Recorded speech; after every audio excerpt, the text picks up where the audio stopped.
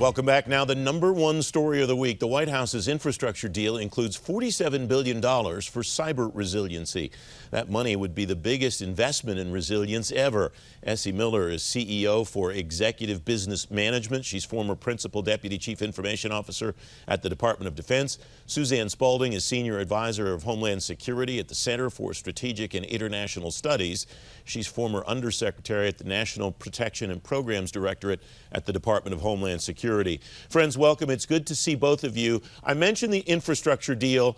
My dilemma is, in choosing the #1 story of the week, they were all cyber, and it was hard to choose among them. We have the hold on Jen Easterly at CISA, Suzanne's former organization, and we have the confirmation of Chris Inglis to become National Cyber Director. Essye, I start with you. How do we sort all of these out and choose which are the ones that people in government should pay the most attention to? Francis, I think we've got to look at the whole picture. This is an ecosystem of sorts. You need the leadership in place now that you have the attention and the resources going toward this. And while Ann and team are doing a great job pushing ahead on the executive order, bringing Jen in with her government, industry, and intel background will be great to put the strategic plan in place. I counter that with the dollars that the agencies need to improve their response and capabilities is important as well. So you've got to have leadership, and the resources are critical, and you bring that all together, I think, to have an impact. Suzanne, do you sort all of these issues out in the same way Essye does? Absolutely. Essie's got it exactly right. Of course, in doing that, she avoided your question, which was what's the most important part of that story. But she's absolutely right. All of those things are essential.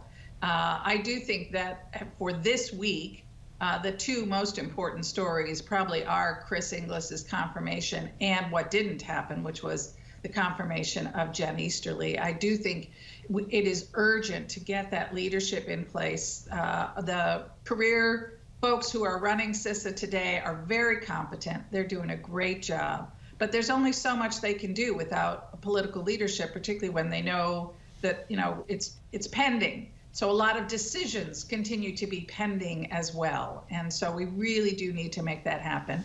Like Essye, I was really pleased to see the resources, at least in the, couple of bills that in the House and the Senate. And now we're still, I worry, a long way from getting that enacted. And we need to move forward on getting something that the Congress can actually enact and the president can sign. I note, Suzanne, that Chris is in place, obviously, and Jen's hold is not anything to do with her. It's a separate issue, completely removed even from the cybersecurity realm. What do you take from the fact that the people that the administration's choosing have such experiences Essye alluded to? Yeah, it's terrific. They're both such great choices.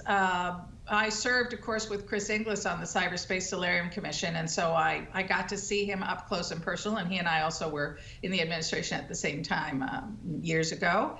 And he is just a brilliant choice. He's incredibly smart. His temperament is exactly the right kind of temperament to try to bring that interagency together, to get people to have the level of trust, and move decisions forward, initiate true interagency planning. He's just going to be a great choice. And Jen brings not only the credibility from her time at NSA, which is going to be important because that's a key partner for CISA, but her time in the private sector. And she was also a key advisor to the Solarium and just such an expert in this area. She's got exactly the right combination of skills and talents, and I couldn't be more pleased with their choices. Essye, I went back and looked and listened, and in a demonstration of how little impact this program must have, 3 different people said that the best choice for National Cyber Director was Suzanne Spaulding. Obviously, she didn't get the gig, had nothing to do with my ability to influence anything. But what do you expect to see Chris do to coordinate across both the civilian agencies and your former agency of DOD as National Cyber Director? Francis, there's been a lot of conversation over, whether we should merge agencies or how we bring them all together. I think Chris will be in a great position to coordinate touch points across all of the agencies and bringing the best that each of them have based on their mission and capabilities to bear. He'll also be a great partner in messaging to our industry partners and what we need from them and how they can help. And I think that's all very important. We have about 30 seconds left, Essye. What will you watch moving forward? Suzanne, I want to ask you the same thing. What would you watch, Essye? Where the dollars flow and what we're doing with them, how the agencies are better postured to execute their mission while protecting infrastructure. Suzanne, how about you? Yeah, once again, Essye has it exactly right. It's going to be critically important that the resilience money that we see in these bills around infrastructure stays in, that it stays at high levels, because it's both physical and cyber resilience. They are inevitably connected to each other. Suzanne Spaulding, Essye Miller, thanks very much. Great to have you both on the program.